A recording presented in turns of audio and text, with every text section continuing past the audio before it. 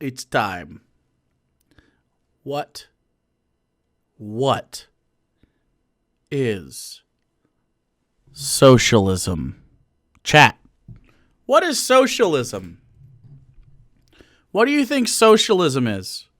Do any of you have an idea of what socialism might be? Socialism bad. That's one answer. When the government does stuff? Yeah, that seems like a lot of that. When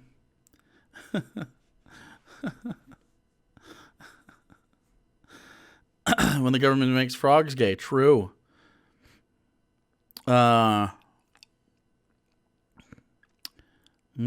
Worker-owned production of the commodities and the disestablishment of the commodity forum. That's a good answer. Socialism is when the workers have democratic control over the means of production and the profits of the labor. Well, not according to these geniuses. Not according to Stopping Socialism TV, a real channel on YouTube.com. According to socialism, it's when the government owns everything and the means of production. It means the government owns it, not you. The government owns the whole thing, okay? You don't get a say. You don't get a say whatsoever. That's a fact. All right, so let's see. Let's see. Real Colton, thanks for following. Let's see.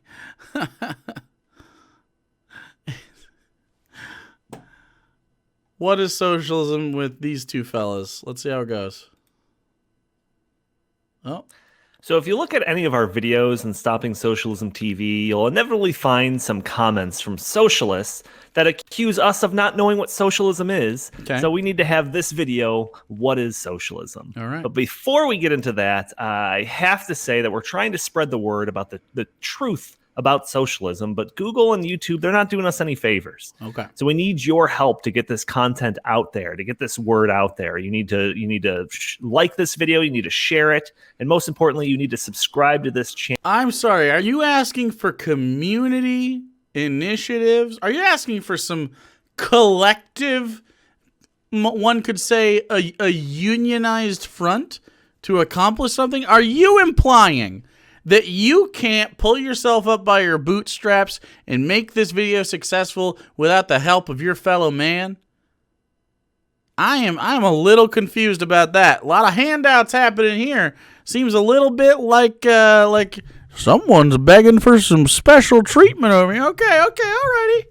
Good call, baby. Bilisk, thanks for the tier 1. Appreciate you. So that our content will show up more often in your suggested video feeds. But seems pretty common. Enough of that. Bitch. What is socialism, Justin? Apparently we don't know. So let's enlighten some people here. Why wouldn't you crop this out? I don't understand why you wouldn't do that if you wanted us to look better. Okay. Right. Well, you know what I think is really funny about, because you're exactly right. We get a lot of people writing to us and saying, you guys don't really know what socialism is, not because they've listened to us talk about what socialism is, but they just hear us complain about Venezuela or the Soviet Union or something. And they'll say, that's not socialism. You guys don't know what it is. The truth is we have a better understanding of what socialism is than 90% of the socialists that talk to us. Yeah.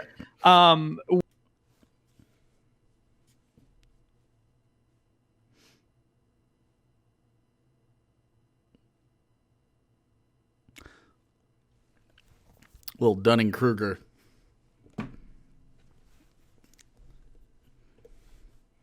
We have actually read socialist literature very, very closely. It's not fun, but we've done it. We've done it for you, America. So what is socialism exactly? Well, I think the first most important thing to understand about socialism is that it really is more of a big tent ideology. It's sort of like conservatism. if you say to someone, well, what is conservatism?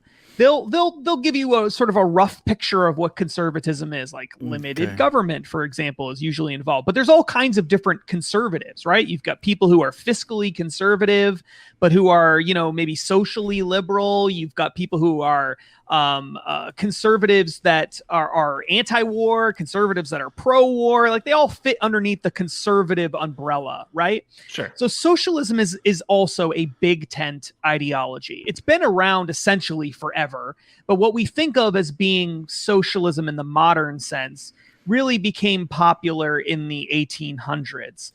Wow, that's really interesting. You know what else is really interesting? I was wondering where they got their sort of definition from here that we're seeing right here. I actually don't know. Because this is the actual. So this says their version says any various economic and political theories advocating collective or governmental ownership and administration of the means of production and distribution of goods. It says a political and economic theory of social organization, which advocates that the means of production, distribution, and exchange should be owned or regulated by the community as a whole. These are entirely different definitions.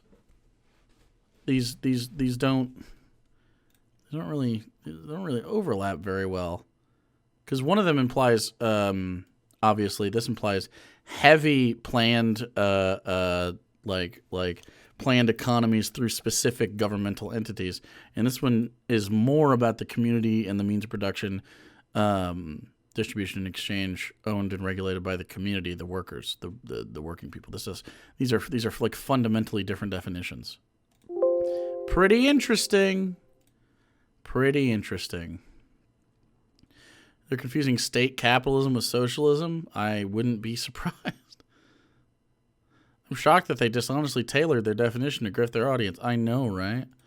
And Karl Marx was a big part of making socialism popular. Okay. But his version of socialism is a very specific kind of socialism. It's a form of socialism that he called communism. Dark Hero Dude, Jake, your head is so large right now. That's because of the brain. It's my brains. Did he just call... Okay, so communism is a form of socialism. Interesting. This is... Marx describes socialism and communism as different things in what I've read of his literature. I could be incorrect here, but he pretty explicitly talks about socialism, and then there's like this violent revolution shit that happens, and then there's communism. And essentially, what communism is an ideology that believes that all property in society should be collectively owned and managed. Okay. Which is different from governmental ownership. Okay, everything essentially should be collectively owned and managed. There might be a tiny little bit of private property ownership, but for the most part, everything is collectively owned and managed. To some degree, all of socialism has collective ownership and management of property. That is the foundational idea behind every socialist system, every shade of socialism. It's all about collective ownership and management of property. Some of it is. I mean, it's not the big argument though about socialism. I mean, it can be, but a lot of the arguments about it is how to determine when that is appropriate, right? Like, we use this example on the channel from time to time, should a 3-person bakery be collectively owned if only one of them is like the baker and the other two are like, front workers and like some help, right? Like, really small business. Should that be collectively owned with equal share among all three? You could make an argument that one requires more skill. The baker that does more work necessarily might make a little bit more. But most socialists would agree, and most people just on the left would agree, that like, sure, as long as you're treating your employees ethically and they're making a cut of what they put out, that's more ethical than not doing that. And then you can see it's not like you're going to make $1 million being a baker, but like it stands to reason that as long as you're making a living wage and everybody's sort of working together, makes sense. Now something larger like co-ops, like what's it called? Winn-Dixie? Is that what it's called? Winn-Dixie? What is it? Is that it? Winn-Dixie? Is that the thing I'm thinking of? Those shopping malls, or not shopping malls? The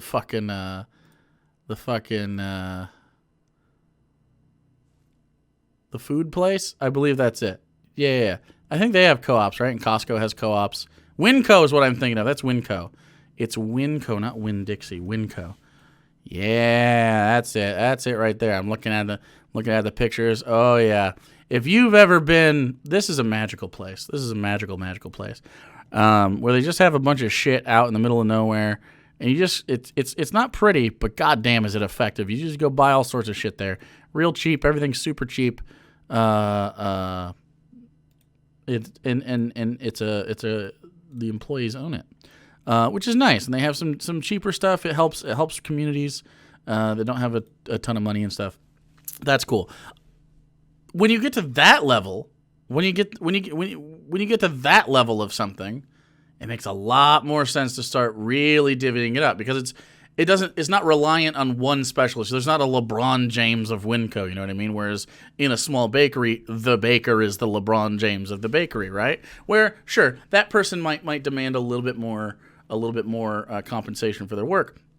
At a Winco, you kind of, you're relatively equal, and you can make arguments here and there, but it's about treating everybody ethically and not having like this big CEO that just has a bajillion dollars for no reason. Like, what's the reason to have stagnating money?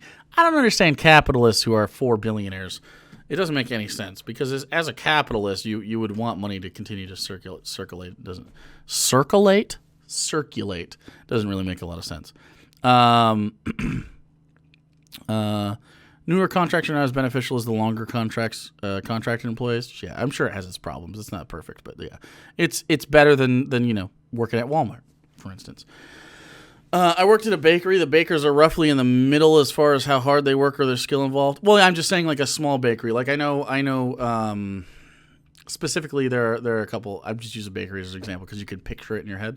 But you could say a carpenter, right? There might be one person that has like a high set of skill. There might be some other people that are here to move it around, maybe do some sanding, do some other stuff, and then there's one person that's like the real artisan, putting stuff together from start to finish. That makes sense. Like whatever artisanal thing. But it's usually that kind of stuff. We're not talking about assembly lines, right? It doesn't get unethical at a small level. It gets unethical at a large level, because usually at small levels, it's a small little tight-knit community, and usually everybody's taken care of. It's one of those things. Like McDonald's is a great example of this.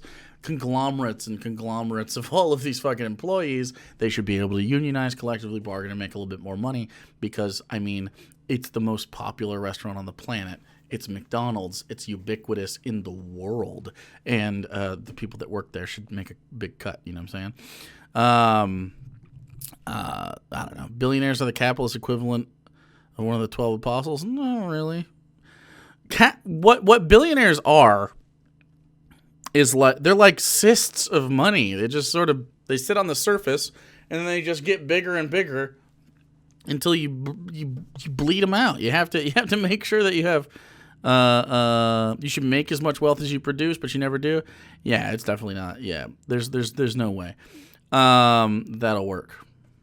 Anyway, so you continue. It's all just depends on how much of it you want to have. In the case of Karl Marx, his version of it, Marxist socialism or communism, that has, as I said, everything is collectively owned and managed effectively. And then from there up to that point, you have a whole wide variety of views of how much collective ownership and management of property you should have. But that's essentially what socialism is. It's simply at its most basic form, collective ownership and management of property. Yeah, well, okay, so this is a thing, I talked about the comments in our videos, and there's always like a couple of things that come up. One is people trying to defend socialism by bringing up like the Nordic countries, right? Oh, Sweden, socialists, they're doing fine. And then on the other hand, when we talk about Venezuela, they say that's not real socialism. So it's just like, Dark Hero Dude, thanks so much for the 5 gifted subs. To Might Be a Furry, I don't know. N Beepo, the Garbage King Watchdog, and Last Nobody. Appreciate you. Where is it? Where's the truth here? Are they both not socialism? Are they both socialism? Unwind that one for me. Venezuela isn't socialist. That was easy. Right. So the one of the problems we have here is that, socialism also we're talking about market socialism. We're talking about socialist aspects of countries, not socialist countries that still operate within the capitalist markets worldwide. I mean, there's a lot. This is so much more than just like, hey, you're doing a socialism. Not really. There's like it's different. It's different. It's more of I think it's easier to think of socialism by industry, rather than think of it as an economy. There really is no economy that is totally 100% socialist, or which would essentially be communism. There is no such thing as that. It's never existed in the history of human civilization. We've never had an economy with a large population of people that's been entirely collectively owned and managed. It's never existed. So communism has never actually happened, and communists would actually be the first people to say it's never happened. They use that as their defense, in fact, when people allege them of all sorts of horrible things.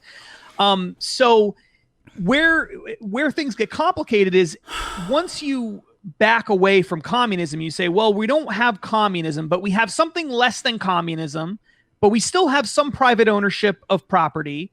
At what point do you become socialist versus capitalist, right? They keep having this problem with private property, and there's how do we talk about this? There's a difference between what they're talking about when they say private property and like personal property, which is how a lot of us lefties like to talk about it. So private property is property that is like used for capital, right? Personal property is that which is obviously used and like I guess you could say that you own it through occupying it like a house, or through use like your car, right? Like that's yours. It's yours. But a private property is you don't clearly own it through those things, but you use it as a means to make money. My PlayStation is my personal property. My factory is my private property. Exactly. That's the difference. So it's there's a fundamental misunderstanding with hardcore capitalists about what private property means, because they use the same term differently, and I think we should probably brand that better. I'm gonna go out here and say that the left is bad at branding, and we need to do better, because using these words, toxic masculinity is a great example of this. When we say toxic masculinity, we know what it means, but it sounds like masculinity is toxic, which is not the case. But it does sound like that to a rube, to a normie. You know what I'm saying? It's bad. It's bad to say. So if we say we want to abolish private property, similar to the branding of abolish the police, it doesn't really communicate the goal in the way that it ought to, right? You can like we should be able to say the same exact things without these volatile rhetorical phrases. In my opinion, I think it's bad for communication. It obviously hasn't gotten anywhere with American people, and the counter propaganda to it is very strong. Oh, you want to get rid of private property? What do you want me to be homeless? What do you want me to be homeless? Nowhere? Not have a PlayStation? No. You clearly have those things. No one's gonna take your house. Like, but you owning a fucking mall. Maybe we should collectively own the mall. I don't know. And it's essentially just it's just a degree. It's just the degree to which you have collective ownership and management of property in a society. That's how you. So at some point in time, you cross over to being more collectively controlled, the economy, more collectively controlled and managed. And in some cases, I mean, historically, it's usually that means that the property is actually owned, but it doesn't necessarily. Masculinity is toxic. Saying it the other way is the euphemism. What are you talking about? I don't know what that means. Masculinity is not inherently toxic. There are toxic aspects of socialized masculinity. Wait, I have a question. Does that mean that a house is private property if I'm renting it out, but personal property if I'm not? Yeah. If you're using it for capital gain, yes.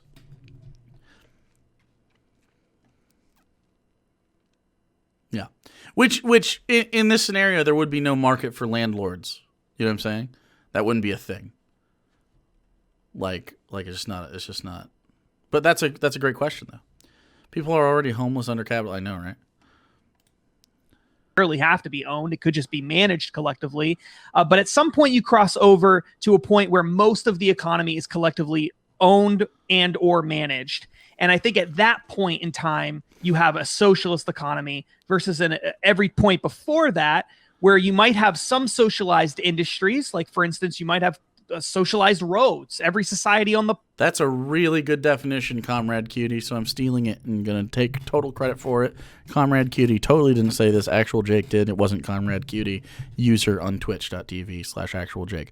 Masculinity isn't toxic. Toxic masculinity is a phenomenon where toxic behaviors are described and defended as just masculinity. True. You nailed it. I mean, I nailed it, not you. Planet has socialized roads, right? Collectively owned roads. That doesn't mean that you're a socialist society, though, just because you have one part of it is. Yo, I know somebody who buys condemned houses, spends months refurbishing and building them back up to code and livable, and then sells them. Is this personal or private property? Unethical. It is private property. It's the ethics of it are. I mean, it's so. Under capitalism, it's more ethical than not doing it, but then you're making money off of housing, which is inherently unethical. It's just a whole debate about the idea that one ought to pay for shelter is one of the main things that we are going to fight much later in this sort of, like, right now that we're not fighting universal housing. That's not on the docket anytime soon. Universal housing is near the end of the list. But flipping the house is better than other forms of that same sort of transaction. So again, there's it's less bad, but it's good. You know, it just depends on what you're doing. Like, I would like to own housing so that I could more cheaply offer students, because we have a lot of colleges here, and more cheaply offer students rent here. But I would personally need the rent from them for shelter to afford to be able to provide that. So it's a more ethical, unethical thing. It's not bad. Like, again, you're in capitalism. You have to operate within capitalism. That is something that I wish that I could do for the community, but I can't, right? I'm not wealthy enough to take on the debt myself. I would have to charge rent, and in that scenario, they're not getting shelter for free. They're getting it for capital, which is unethical in my opinion, and the opinions of many left-leaning people, which is, I mean,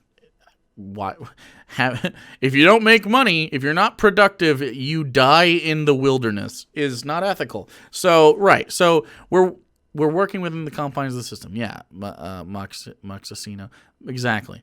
Papa Bird takes part in society. It wants to improve society. Curious. Exactly. So, I mean, that's just kind of how it works. So, the cheapest housing in Scotland is being sold in my hometown with an auction starting at £3,000. And bitch, let me tell you the temptation. Own property without a mortgage? Unbelievable. You should do it, Mrs. Attila. You should 100% do it. Don't worry about the ethics of it under leftism. Worry about the ethics of it under capitalism, because it's more ethical for you to be able to have security and safety within capitalism for cheap housing than it is for you to not participate in real estate.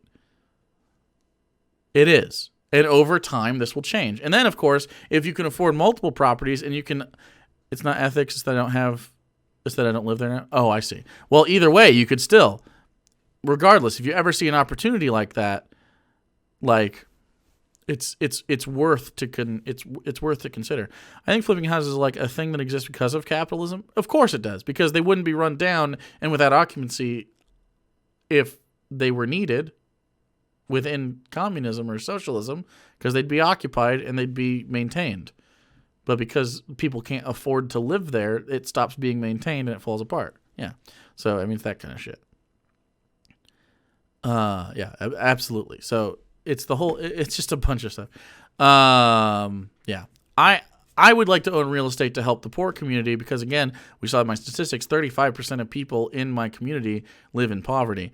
It wouldn't be terrible to, like, average rent here is $700 a month, which is less or a lot more than you make if you're living in poverty wage, which 35% of people do. What would the median cost was? Let's see. Let's do a real thing real quick. Let's do a calculator. Let's grab this calculator. Okay, we'll make it big. And we're going to say, so 34,000 with a 10%, so minus 3400. That's about what you put down on a house is about 10%.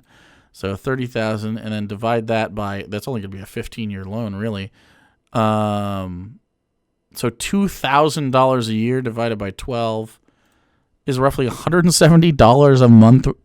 Look, with utilities and everything, assuming they have roughly my bills, let's say 4 people live in this place. I don't have to make killer profit on this for this to be viable for me to afford. Are you kidding me? I should actually probably buy some houses around here now that I'm thinking about it. You got to tack on insurance and interest, but still, but sure. So let's say that this gets up to like $270 a month just with insurance and all the other stuff. And then with electric and utilities, my utility bill is cheap. It's water and trash and all that, and that's like $60. And then my electricity, my consumer's bill, which is the electricity place, which includes my heat and stuff, is, I don't know, $100 in the summertime and like up to $300 when it gets really, really cold here. So just say, okay, here's rent, pay for the other stuff. And property taxes. The property taxes are once a year, though. So you could pay a little. You could make someone spend $400 a month on rent for the whole house.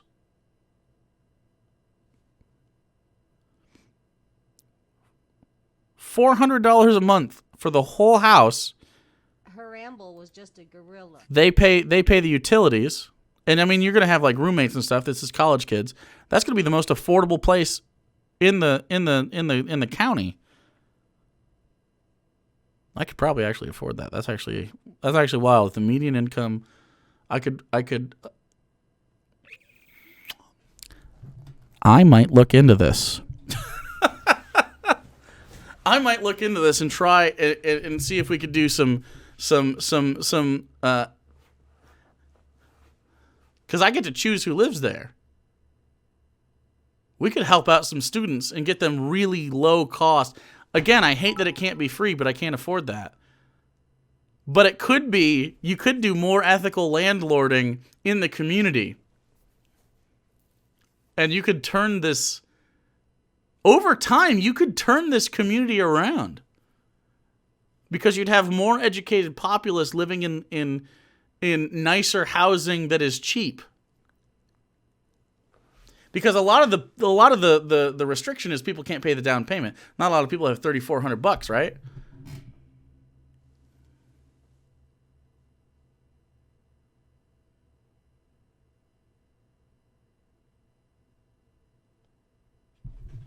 We'll see. That could be interesting. Anyway, Let's continue this. And look at this. And that's me trying to make capitalism a little bit better. collectively owned. So when we The upkeep and maintenance could be bad on you too. I've owned this place for 3 years. It's not that crushing. It's really not that bad. Is Jake unironically going to become a landlord? Maybe. Maybe someday. Maybe once it's stable, you could collectivize it into a land trust. Yeah, I don't know. I don't know how it would work, but it'd be very similar to at cost, like landlording, right? I would have to make a little bit of a profit off the top just to make sure that you could afford extra stuff that happened, like the maintenance that you guys were mentioning. So you'd have to like budget that. But I think if you could be like, you know, I plan on spending $2,000 a year on maintenance on a property. And then if that, you know what? And if they take care of it, it could be cool to give that as a kickback. Like, hey, if by December I don't have to spend any money on maintenance or whatever, you get the balance left over. That's kind of interesting as sort of this incentive to respect the property, but also like, you know what I'm saying? At cost plus maintenance sounds like a crazy good deal. Of course it does, because it is. Right? I don't know. I think you could, can you use gas for heat in your house? Haramble was just a gorilla. Mine is gas, I believe. Pretty please. Thanks for following. First stream I caught of yours, watched you and Hannah before I came out as trans. I stopped watching for a period, but saw Hannah came out too. Love you both. Hey, cool. Glad you came out. Glad you're having a good time. Want to live under Papa Cornlord? I think that's financially viable as long as you can pay for property taxes, maintenance. Like, you don't have to make a ton of money. Because a lot of the problem is people are like, this is my job. I need $50,000 a year. You know what I'm saying? And if you're making $50,000 a year, it has to come off the top of rent. So.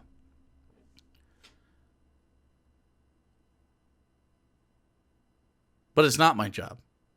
Thanks,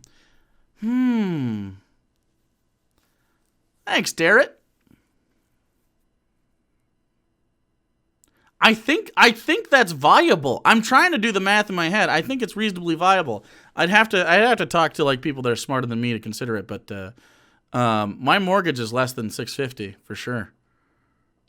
Yeah, my mortgage is a 15-year mortgage as well. Is your Cacao Juniper, is your mortgage a 30-year? Mine's only 15. I'm a fifth of the way done paying off my house already. If you get a couple more people to go in on it too, I mean I have some people in mind. 30-year? Man. How's housing where you live so cheap? A lot of black people live here. A lot of black people live here, and housing prices drop because white people are racist. Also, it's just generally cheap right here. But yeah, I live in a very like I said, I'm in the minority to the black population in my city. Damn. Is depression a mortgage? Yes.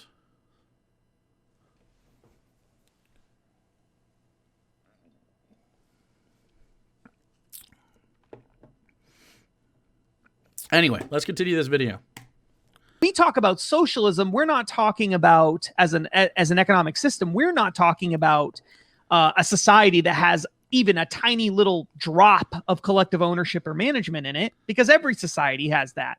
What we're talking about is a society that is mostly collectively managed. Yeah, that's really what we mean by socialism. That's okay. So I wonder what their ethical rub is here. Is it just like, this is unethical because X? Or is there... imagine them making an ethical argument. I imagine the argument is more like, why shouldn't you make a bunch of money? It's just dumb. That's what the Soviet Union was. That's what communist China historically was. That's what Venezuela has. Average one bedroom in Houston is $500 a month? You lie. $500 a month? You mean 5,000, right? 500. There's no fucking way. Hold on. Really, Houston? Is it actually really that good? That would be incredible. Let me look that up. Oh my fuck! I'm so shitty. Oh no! Oh no! My poor phone case. My poor phone case got wine on it. No! No! My phone case. I tried to thread the needle here with my mic stand and it didn't work out. No! Phone case. I was trying to look up Houston rent statistics, and it didn't work. No! My beautiful phone case. I hope that's not ruined. Phone case. I also dropped some on my foot, I guess. No! Wine spill. No! All right. I'm gonna let you dry. I'm gonna let you dry over here.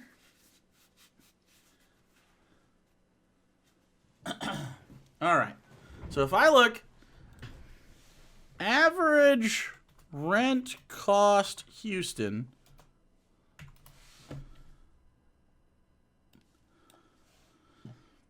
For a 1-bedroom.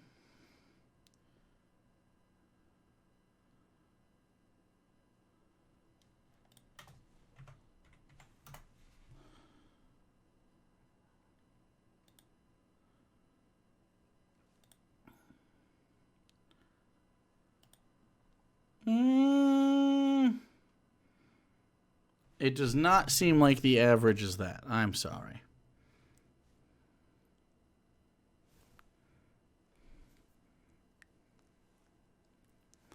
It does look like it gets as low as that, though. It's not the average, though. It seems to be the minority. Do you think I was going to come hard at you? Pwned with facts and logic. Wow, 880 square feet, too. Yikes. I am never moving, if I can help it, I am never moving to something that small again. Some of you might think, holy shit, that would be so big and, like, nice. Wow. 1-bedroom apartments are closer to average. 880 square feet, man, that is rough to stuff a life into. I have been there at way smaller. Where how much square footage? Let me see. Let me browse real quick at the square footage. Oh my god. Oh, jeez. What did we live in? Trying to look at the okay. Let's see. Virtual tours, no. Floor plans. No, not the studio. Not the studio apartment. Wow. Wowzers. I don't want to see availability. I just want to see floor plans. Shut the fuck up. Floor plans. I used to live in this apartment place, and I just want to see. I just want to see how small they were. What's the biggest one? This is the one we lived in. 900 square feet. That was so small, though. We lived in this one. Old school TBR was in literally this. This right here is exactly what it was. This little kitchenette area. We had 1 bathroom. I was here where the magic happened. Hannah was here where the magic happened. And then we had a closet here, yeah. This is all exactly how it was. And then the TBR recording dungeon was right here. And we had a couch right here, and then the TV. And then weed would be smoked out here. I maybe fucked too loud in this room once, many times. Sorry about that. But sometimes you gotta fuck, you know. Yeah, this is actually pretty big. However, if you consider the fact that we basically confined ourselves to our rooms and then the dungeon and stuff like that, like, yeah, that is 900 feet and it is so small. I now live in 2400, which is nice because we got a full basement and everything. So, whew, I had one smaller than that as well. I don't know if I can even look that up. Holy shit. What would that even be called?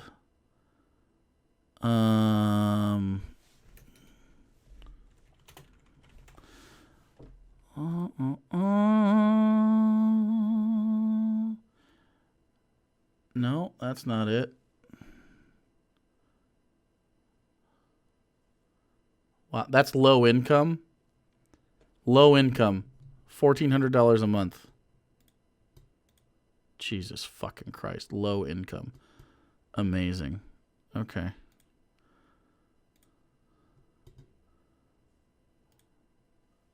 Let's see. Yeah, that's where I lived.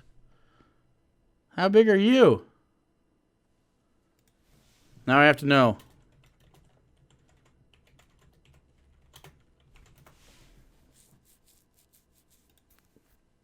Nope. Oof. 600 square feet. Yikes. That's rough. Anyway, this is why we need UBI. Definitely. Anyway, let's continue this shitty video. Has been in recent decades. The Scandinavian countries are not that. They have some socialized industries, just like we have some socialized industries in America. But when you look at economic freedom rankings from right-wing organizations like the Heritage Foundation and the Cato Institute and Fraser and other groups, they consistently show that Scandinavian countries are actually, in many respects, freer than we are here in the United States. Weird. When it comes to things like many business regulations, when it comes to certain issues related to trade, depends on what it is, which country you're talking about, labor laws, when it comes to investment freedom and what do they mean by more free? What do they mean by more free? Because I can assure you that labor laws are better in Scandinavian countries than they are here. And a variety of other things. Their tax code, although they have really high taxes, they don't have as a progressive tax system as we have here in the United States in many of those countries. And Holy shit. Oh my God. Oh my God. He's literally advocating for what all of the people on the left are advocating for.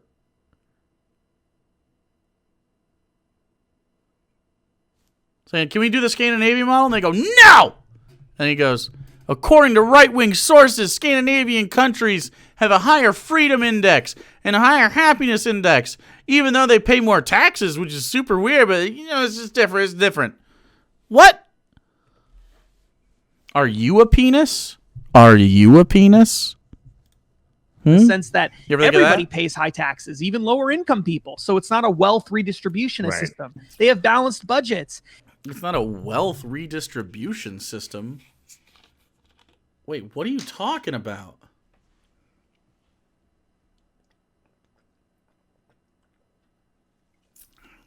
They also don't spend $1 trillion a year on military. True.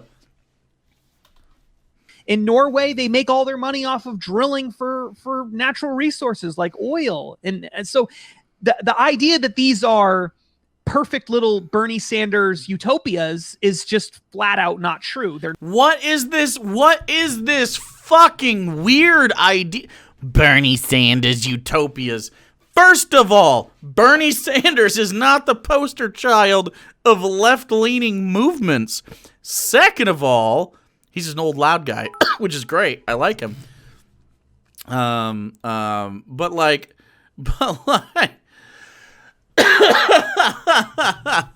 what is wrong with the idea of utopia? Why do they get upset when people go, "Hey, you know, things could be better than they are," and they go, "No! I don't like it." And then they go, "Why?" "Because I don't." Can we make stuff better? No! What the fuck? Can we please make stuff better? Only if red do it. But blue's doing it. Then no! I don't understand. I don't understand. Here's a good meme from Bellum. Socialism never works. Norway is socialist and they're doing great. They're not socialist, they're a capitalist country with strong welfare policies. Then let's adopt those policies. No, that's socialism. True. True. True. They're not. The vast majority of Scandinavian, or all Scandinavian countries, are mostly capitalistic with some socialized industries. Fine, let's do it. They're not socialist countries. That's a really important point for people to understand. Then let's do it. And you don't even have to take our word for it. Then let's do it. Then let's do it. Most of the people in Scandinavia would say that they're not actually socialist, and that Most socialists agree they're not actually socialists. What are you talking about? Anyone who's not doing Babby's first socialism understands that they're not fully socialist countries, but they have good social programs as a transition period out of capitalism. They are more prepared for the fall of capitalism, and frankly, capitalism will survive longer in Scandinavian countries than it will in countries that provide a purely capitalist system, because they don't understand that there is a shelf life to this kind of thing. You can't just you can't just keep hoping stonks do big when everybody can't eat. Like, oh, I hope the stonks are doing stuff. Yes.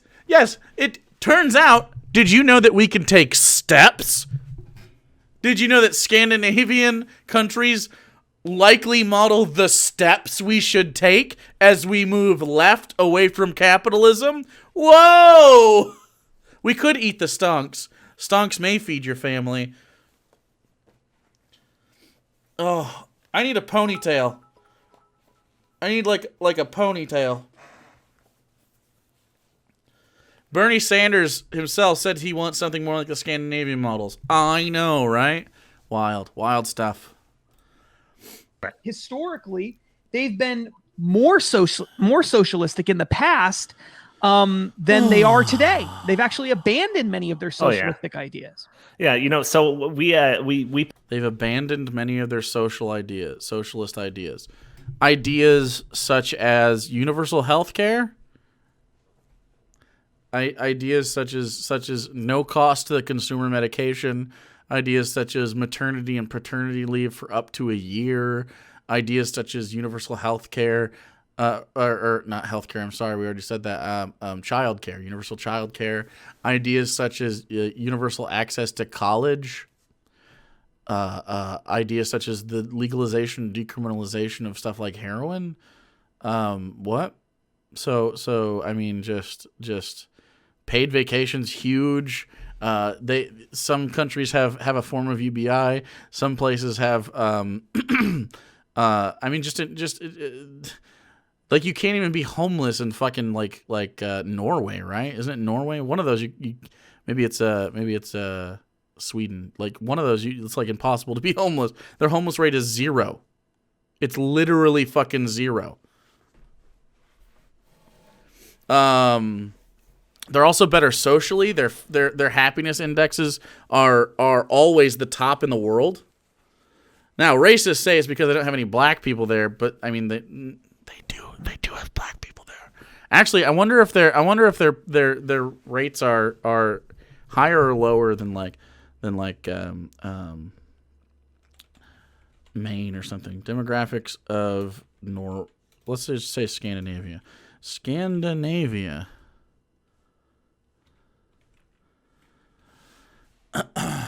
They got to be pretty goddamn white, right?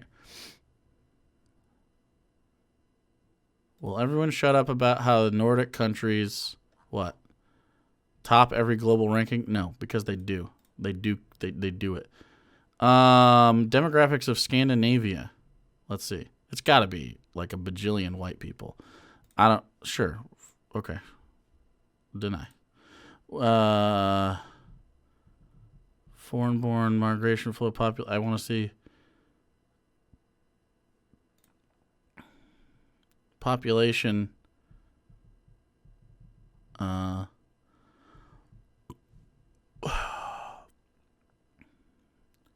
Population by origin, sure.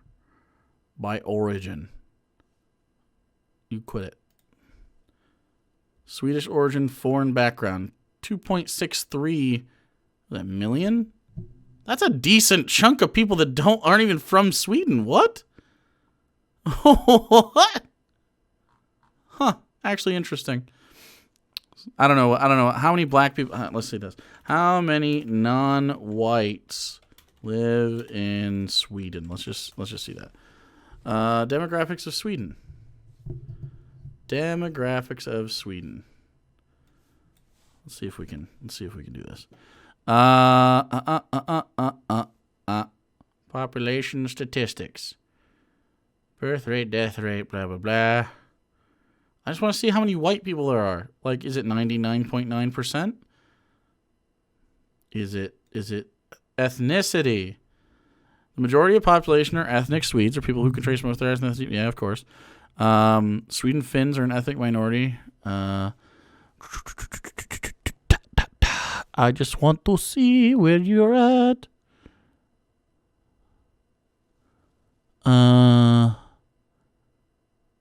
So a lot of Syrians live in Sweden at 1.82%. Iraq has 1.41. Iran has 7.76%. Somalia 0.67. So they have a decent population. In fact, I think that population, that's close to 3%, right? Let's just do quick head math. So that's three between Syria and Iraq, and you can assume they're not going to be white passing for the most part. And then Iran and Somalia give up another 1.5. So 4.5, which would be really what? Whitest states, U.S. I just looked this up. Whitest states by world population. Maine was 96. So Sweden is just as white as Maine or Vermont, actually more closer to New Hampshire. So Sweden is would be the third whitest state in the United States. That's it. So I'm just saying. Anyway. Just less white than my country. Just less white. Posted something on Facebook. So they have minorities. Stopping Socialism page. Or no. Because every time you talk to Chez, they're like, well, there's basically no black people, so it's a utopia. Because they're racist. And it's like, bruh. Oh, it was Instagram, and it was about Venezuela and how they're like a failed socialist state. And somebody says, how are they socialist? They have a stock market. And I responded, well, when like virtually every industry is nationalized and controlled and operated by the government, that's a telltale sign of socialism. And I went to the Heritage Foundation ranking for the economic freedom. And out of the 180 countries that are ranked for like economic freedom, guess where Venezuela ended up? Out of 180 countries. It's got to be pretty close to the bottom. It was 179. It was only the only country that did worse was North Korea. The Heritage Foundation. Shall we read about the Heritage Foundation real quick?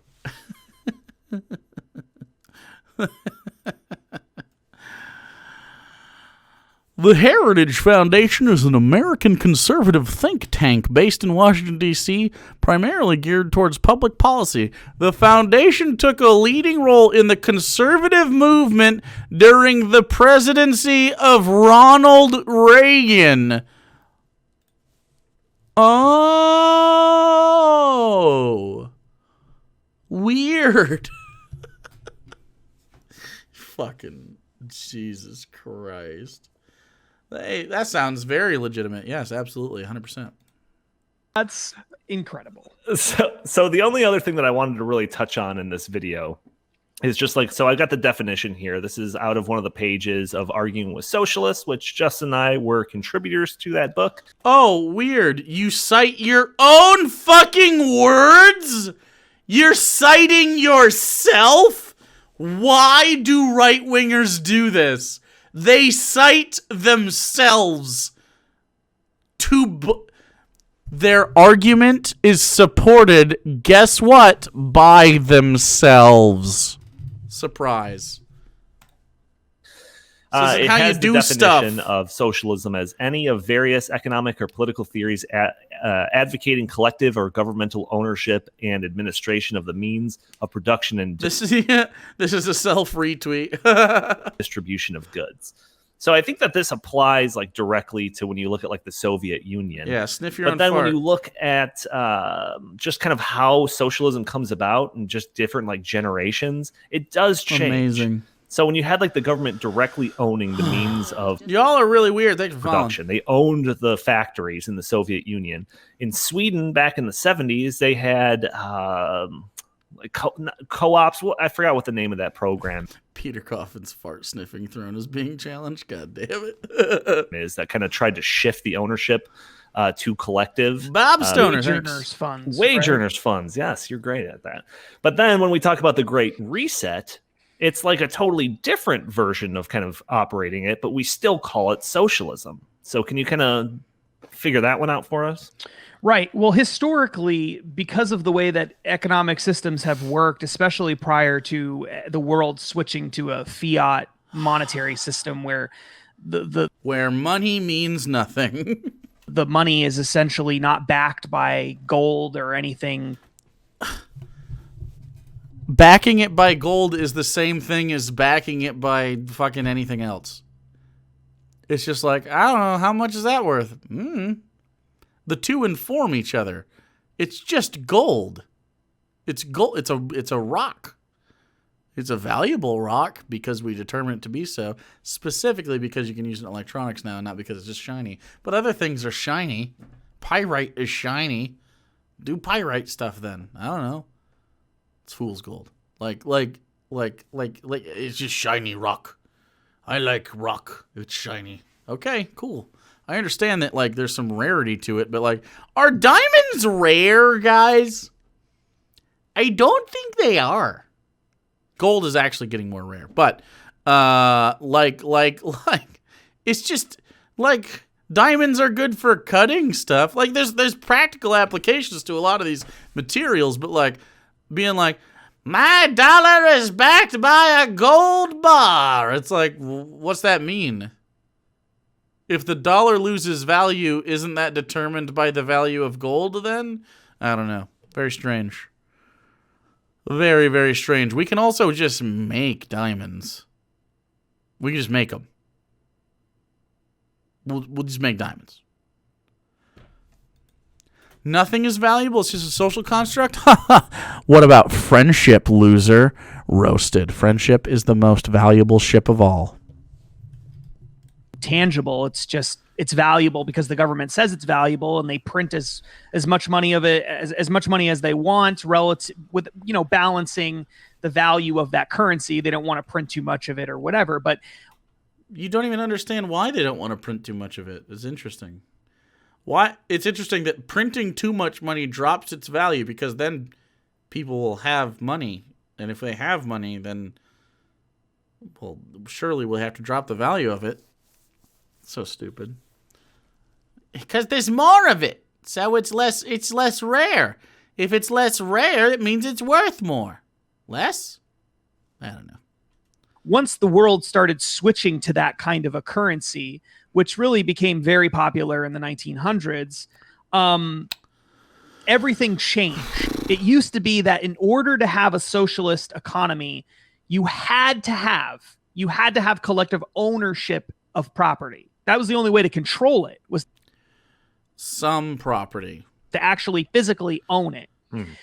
But more modern forms of socialism are starting to arise now where you can control property without having to own it, by simply printing lots of money, because you're the government, you control the money, print lots of money, and then funnel the money into the parts of the economy that you want and tax the parts of the economy that you don't like. That's already how it works. That is already how it works. Not every industry is like solely based on the market. A lot of things get government funding and a lot of other things do not. Like, what? And thereby destroy the industries that you don't like and create whole new industries or sustain industries. Oh, I'm sorry. Did you just say the word create? I thought that socialism bred no creativity. Excuse me. I just choked on that idiocy. That you do like. And by doing this, by tying all sorts of strings to money, Yeah, the you're farm able industry to comes to control mind, the yeah. economy Woo. collectively through the government without actually having to own anybody's property. And you can do it through taxes and regulations, which has always been the case. But you can also do it. You can do it. Your alarm went off on your phone. Using taxes, regulations, but also printing money and providing people with subsidies and other Is resources. Jake Slosh? No. Yeah, it's for all the people that are out there that are wanting to comment like you don't know what socialism is. Yeah, I think we do. I think we got a pretty good grasp on what socialism is. So. That is amazing. I have a grasp on socialism because I said I did. And here's evidence of me saying it in the past, which means I do today. Wowzers. Wowzers. So you could save your Yeah, you could say I dabble. comment Koloy, thanks for following. and for another day. But Justin, is there any other last bits you wanna of information you want to get into a video like this? No, I don't think so. I mean, we have lots of information on stoppingsocialism.com. For those of you who are interested in learning more, there's an article called "What is Socialism?" There's a whole bunch of other articles about democratic socialism and communism and all kinds of things like that. So if you're interested in learning more, go to stoppingsocialism.com and you'll find everything you could ever possibly want to learn about it. Also, Arguing with Socialists by Glenn Beck, which is where this some of this video footage is coming from. Oh, God, Glenn Beck. Fucking puke. All right, that's the end of that video. They're just talking about, they're just shilling their bullshit. I do not care. I do not care. What time is it? It's fucking 3 a.m. Chat, we're stopping. I have to wake up in the morning. I just realized it was 3 in the fucking morning. I have to be up for Sunday service. Yeah, I did not realize it was 3. I thought it was closer to 1.